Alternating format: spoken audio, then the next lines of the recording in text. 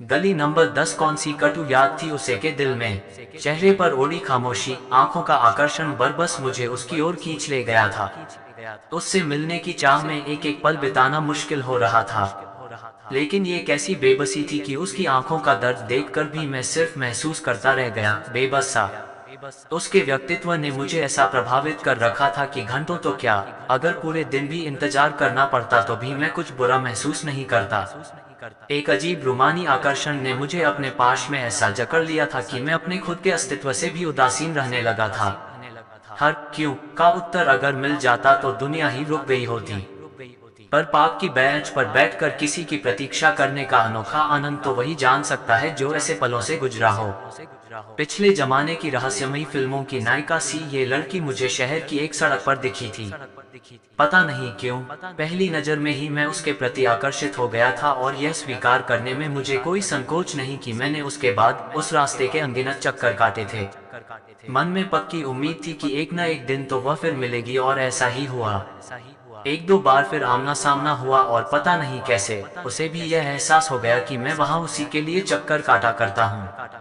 शायद इसीलिए उसने थोड़ी चोरी से मेरी ओर देखना शुरू कर दिया था।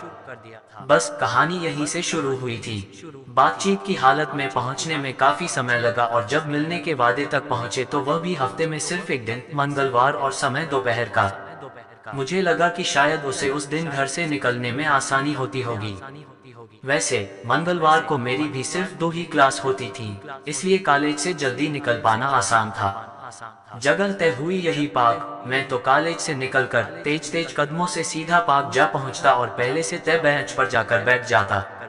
वह देर से आए या जल्दी, मेरी आंखें पार्क के गेट पर टिकी रहती। उसका वह गेट से घुसना, धरती पर नजर बिछाए हौले हौले चलना और फिर निकट आकर आधा इंच मुस्कुराना मुझे बहुत मोहक लगता था। हम एक ही बेंच पर पास पास बैठे होते पर उसकी ओर से कोई ऐसी क्रिया होती नहीं लगती थी जो प्यार का संदेश दे सके। वह कम बोलती थी, मैं ही बकबक करता रहता था। मैंने अपने अतीत, वर्तमान और भविष्य की योजनाएं तक सब कुछ उसको बता डाली थी, पर उसके बारे में मैं अब तक कुछ जान पाने में सफल नहीं हो सका था। मैं जब भी उससे उसके बारे में कोई प्रश्न करता तो वह अनजान सी आसमान की तरफ देखने लगती। उसके चेहरे पर छाया सांध्यकालीन शून्य और रहस्यमय हो जाता। अपने इस तथाकथित अचीवमेंट को निकट मित्रों से साझा कर डालना स्वाभाविक था, पर जब मैंने उन्हें ये बताया कि मेरे प्यार का सफर एक बिंदु पर ही अटका हुआ है तो वे सबके सब सलाहकार बन गए। एक ने कहा, अगर वह प्यार न करती होती तो चलकर पार्क तक आती ही क्यों? बात ठीक लगी। दूसरे ने कहा, अच्छे संस्कारों वाली होगी। She want come running and lay down with you. ये बात अनजाने ही मन को सुख का एहसास करा गई। तीसरे ने कहा, ऐसा करो, एक दिन पार्क में तुम देर से जाओ। अगर वह बैठकर तुम्हारी प्रतीक्षा करती रही तो पक्का है कि वह तुम्हें प्यार करती है, और अगर उठकर वापस चली गई तो समझ लेना कि यह सब खेल था। ये बात सबको जम गई। सबकी सहमति से आने वाले मंगलवार को ही यह निर्णायक प्रयोग करने का निर्णय ले लिया गया। गिन कर दिन काटे, आखिर मंगलवार आया। क्लास में क्या पढ़ाया जा रहा था मुझे कोई ज्ञान नहीं।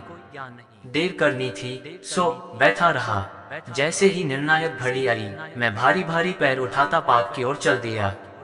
मित्रों ने मुझे ऐसे विदा किया जैसे मैं शमशान घाट जा रहा हूँ। मुझे नहीं मालूम था कि दिल इतनी तेज भी धड़क सकता है। पार्क के गेट की ओर बढ़ते हुए मेरे हाथ पैर लगभग कांप रहे थे, पर जैसे ही मेरी दृष्टि ने पार्क के भीतर प्रवेश किया, दिल बल्लियों उछल पड़ा। वह पार्क की उसी बेंच पर बैठी अपने पैर के अंगूठे से जमीन पर कुछ रेखाचित्र बना रही थी। मेरी गति में अचानक तेजी आ गई। मैं लगभग भागता हुआ बेंच तक जा पहुंचा। वह मुस्कुराई और एक और खिसक कर मेरे बैठने के लिए ज्यादा जगह बना दी। मन के भीतर अब तक पनपते अपनेपन की जगह अब अधिकार भाव ने ले ली थी। इसलिए बेंच पर बैठते ही मैंने उसका हाथ अपने दोनों हाथों के बीच दबा लिया। वह सकुचाई जरूर, पर प्रतिरोध नहीं किया। मेरे मन का विश्वास अब चरम पर था। मैंने बिना किसी हिचकिचाहट के सीधे सीधे उससे प्रश्न कर दिया, शादी करोगी मुझसे? वह कुछ बोली नहीं, सिर झुकाए बैठी पैर के अंगूठे से जमीन पर रेखाचित्र बनाती रही। मैं उतावला हो रहा था। मैंने अपना प्रश्न दोहराया, बोलो, शादी करोगी मुझसे? वह सिर झुकाए झुकाए ही धीरे से बोली, इसके लिए आपको हमारी मम्मी से मिलना होगा। मेरा मन बेकाबू हो उठा था। हाँ हाँ क्यों नहीं, बोलो, कब, कहाँ। वह थोड़ी देर कुछ सोचती रही, फिर बोली, पूछ कर बताऊंगी। इतना कहकर वह एकदम उठी और चल दी। गेट के पास पहुंचकर उसने एक बार मुड़कर मेरी ओर देखा और बाहर चली गई। अब मेरा एक एक दिन मुश्किल से कट रहा था, अगले मंगलवार के इंतजार में। आखिर वह दिन आया। अब समस्या थी कि दोपहर तक का समय कैसे काटा जाए। कॉलेज जाने का कोई फायदा लग नहीं रहा था। सड़कों के चक्कर काट काट कर सूरज के चढ़ने को निहारता रहा। समय होते ही मैं पार्क की ओर भागा। मैं जब पार्क में पहुंचा तो ये देखकर थोड़ी निराशा हुई कि बेंच अभी खाली पड़ी थी। खैर, मैं अपनी उसी जगह जाकर बैठ गया जहां मैं अक्सर बैठा करता था। मेरी नजर गेट पर ही टिकी रही। जैसे जैसे समय बीत रहा था, एक अनजान सा डर मुझे परेशान किए था।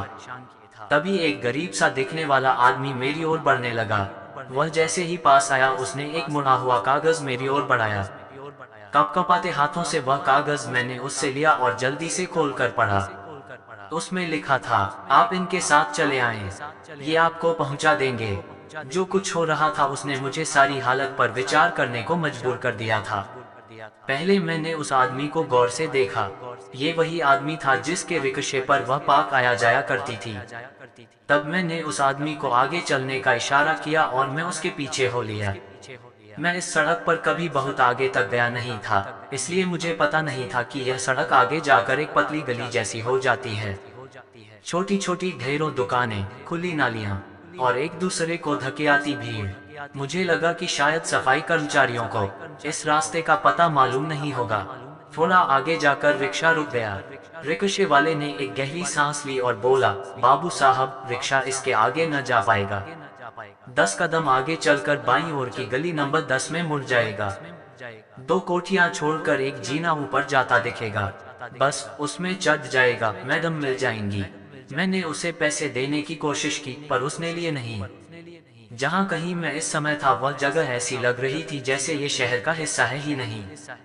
जगह जगह टूटे प्लास्टर वाले रंग बिरंगे मकान लगभग वैसे ही लग रहे थे जैसे माचिस की ढेर सारी डब्बियां एक दूसरे के ऊपर रख दी गई हों।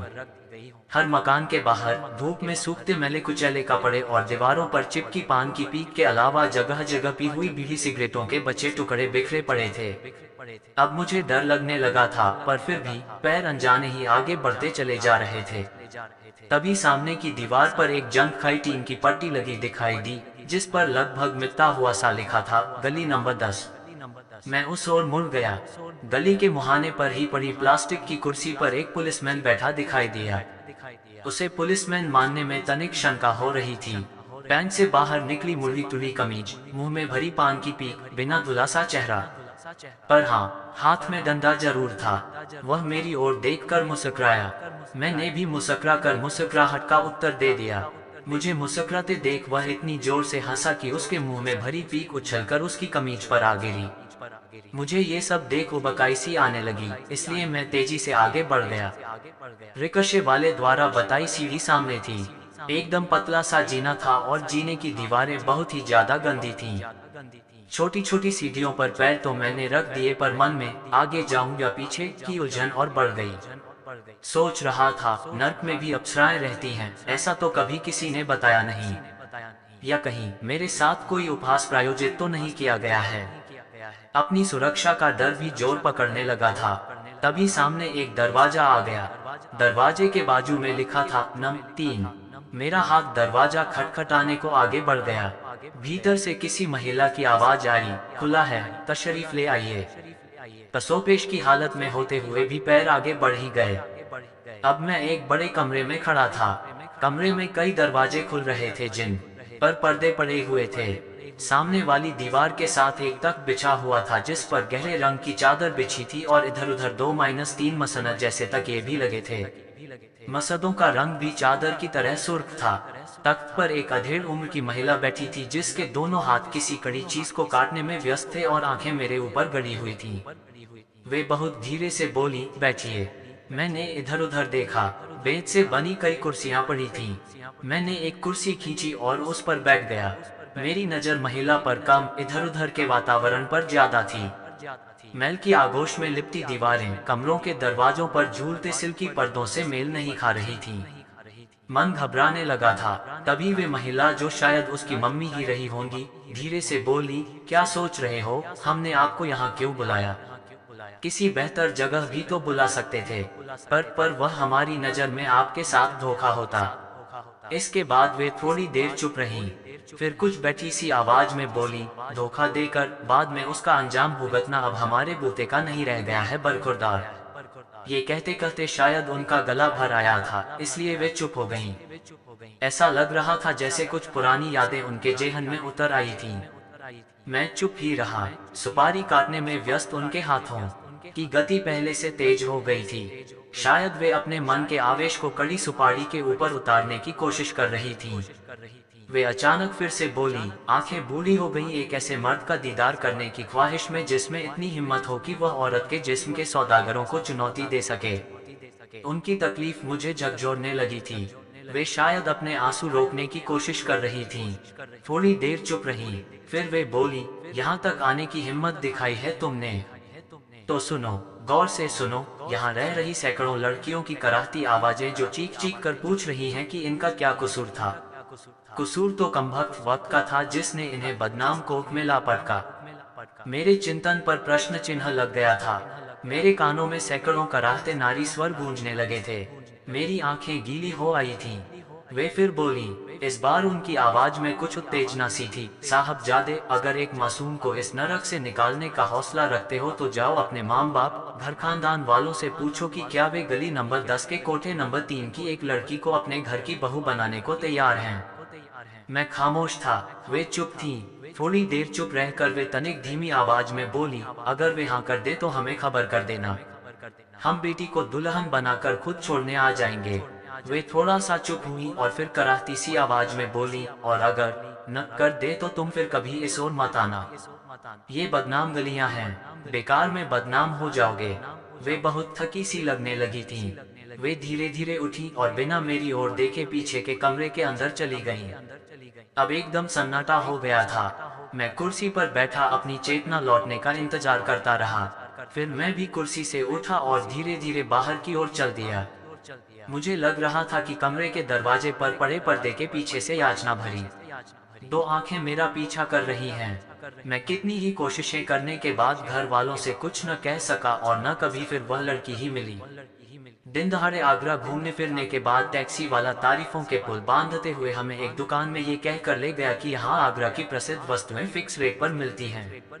दुकान के पहले छोर में हैंडीक्राफ्ट के आइटम रखे थे, जिनके दाम और क्वालिटी पहली नजर में हमें बाजार की अपेक्षा उचित लगे।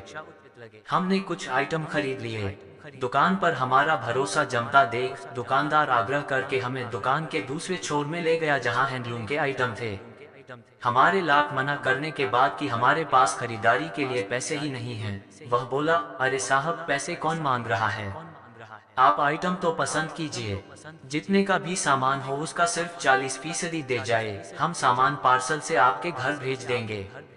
डाक का खर्च हमारा रहेगा, बाकी पैसे देकर पार्सल छुड़ा लेना। हमारे नानुकुर करने के बाद भी वह एक साड़ी मेरी मिसेज को दिखाते हुए बोला, बहन जी, ये बांस बैम्बू की साड़ी आगरा की प्रसिद्ध साड़ी है, इसे जरूर ले जाए, कीमत मात्र 1200 रुपए। मैंने पत्नी को एक दो साड़ी खरीदने की सहमति दे डाली। फिर क्या था, मोहतरमा ने 6 साड़ियां पैक करा डाली। दुकानदार ने प्रत्येक साड़ी के कोने में हमारे हस्ताक्षर करा लिए ताकि साड़ियों के बदले जाने की गुंजाइश न रहे। दुकानदारी के तरीके से प्रभावित होकर हम इतने निश्चिंत हो गए कि बिल की काउंटर फाइल में लिखी शर्तों को पढ़े बगैर हमने उनकी शर्तों पर साइन कर दिए। सारी जेबें खंगालने के बाद 3000 रुपए अदा करके हम अपने घर को विदा हो लिए। घर पहुंचने के एक हफ्ते के अंदर पार्सल भी पहुंच गया। डाकिया बाकी के 3000 रुपए के अलावा 125 रुपए डाका खर्च भी मांगने लगा। हमारे ये कहने पर कि डाका खर्च तो दुकानदार ने दे दिया होगा, वह बोला, नहीं, बकाया डाका खर्च देने पर ही मैं पार्सल आपको दे सकता हूँ। 125 रुपए के पीछे 3000 फंसते देख हमने पार्सल छुड़ा लिया। हमने पार्सल खोला, हस्ताक्षर युक्त साड़ियां पाकर तसल्ली हुई। आगरा की निशानी के नाम पर बड़े उत्साह से पहनने के बाद एक ही धुलाई में साड़ियों का सारा आकर्षण भी धुल गया। इस ठगी की कटु याद आज भी मुझे कचोटती है।